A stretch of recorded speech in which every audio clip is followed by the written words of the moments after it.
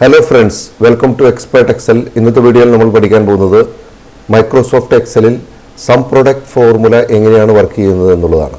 അതിനായി ഞാനിവിടെ എടുത്തിരിക്കുന്നത് ഒരു സ്നാക്സ് കോർണറിലെ ബില്ലാണ്. ഇതിൽ സ്നാക്സിൻ്റെ പേരുകളും അതുപോലെ അതിൻ്റെ പ്രൈസും പിന്നെ അതിൻ്റെ ക്വാണ്ടിറ്റിയും പിന്നെ ടോട്ടലും.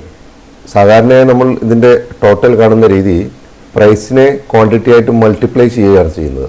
അതെങ്ങനെയാണെന്ന് നോക്കാം. Equal to price into quantity, enter. അപ്പോൾ നമുക്ക് ടീയുടെ ടോട്ടൽ കിട്ടി 120 റുപ്പീസാണ്. ഇതിനെ നമ്മൾ ഡ്രാഗ് ചെയ്താൽ താഴെയുള്ള സെല്ലുകളിലേക്കും അപ്ലൈ ചെയ്യാം. അപ്പോൾ നമുക്ക് ഓരോ ഐറ്റത്തിൻ്റെയും ടോട്ടൽ കിട്ടി. ഇനിയാണ് നമുക്ക് ഗ്രാൻഡ് ടോട്ടലാണ് വേണ്ടത്. അതിനായിട്ട് equal to sum double click, അതിനെ ഇത് മുഴുവൻ സെലക്ട് ചെയ്യാം, എൻ്റർ. അപ്പോൾ 500 റുപ്പീസാണ് നമുക്ക് കിട്ടിയിരിക്കുന്നത്. അപ്പോൾ ഇതൊരു ലോങ് വേ ആണ്, അതുകൊണ്ട് അതിൻ്റെ ഏറ്റവും ഷോർട്ട് വേ ആണ് നമ്മളിപ്പോൾ ഈ സം പ്രൊഡക്റ്റ് ഉപയോഗിച്ചിട്ട് ചെയ്യാൻ പോകുന്നത്.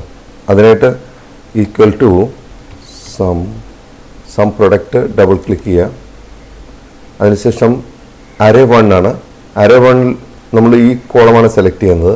അതിനുശേഷം കോമ, അടുത്തത് അരേ 2ക്ക് ഈ കോളമാണ് സെലക്ട് ചെയ്യുന്നത്, ബ്രാക്കറ്റ് ക്ലോസ്, എൻ്റർ. അപ്പോൾ നമുക്ക് സെയിം റിസൾട്ട് തന്നെ കിട്ടി. ഇങ്ങനെയാണ് സം പ്രൊഡക്റ്റ് ഫോർമുല വർക്ക് ചെയ്യുന്നത്. ഇതിൽ ശ്രദ്ധിക്കേണ്ട ഒരു കാര്യം എന്താണെന്ന് വെച്ചാൽ, ഇതിൽ അരേ 1 അരേ 2 എന്നുള്ള കോളത്തിൻ്റെ സൈസ് എപ്പോഴും കറക്റ്റ് ആയിരിക്കണം. ഈ രണ്ട് സൈസും ഒരുപോലെ അല്ല എങ്കിൽ ഇതിൻ്റെ കറക്റ്റ് ആൻസർ കിട്ടില്ല.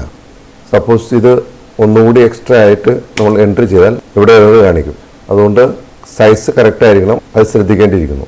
ഓക്കെ, അപ്പോൾ സം പ്രൊഡക്റ്റ് ഫോർമുല എല്ലാവർക്കും മനസ്സിലായെന്ന് വരുന്നു. ഈ വീഡിയോ ഇഷ്ടമായാൽ ലൈക്ക് ചെയ്യുക, ഷെയർ ചെയ്യുക. അതുപോലെ എൻ്റെ വീഡിയോ ആദ്യമായിട്ടാണ് കാണുന്നതെങ്കിൽ സബ്സ്ക്രൈബ് ചെയ്യണം. ഞാൻ അപ്ലോഡ് ചെയ്യുന്ന പുതിയ വീഡിയോസിൻ്റെ നോട്ടിഫിക്കേഷൻ ലഭിക്കുന്നതിനായി ബെൽ ഐക്കൺ കൂടി ഒന്ന് പ്രസ് ചെയ്തേക്കണം. Thank you for watching.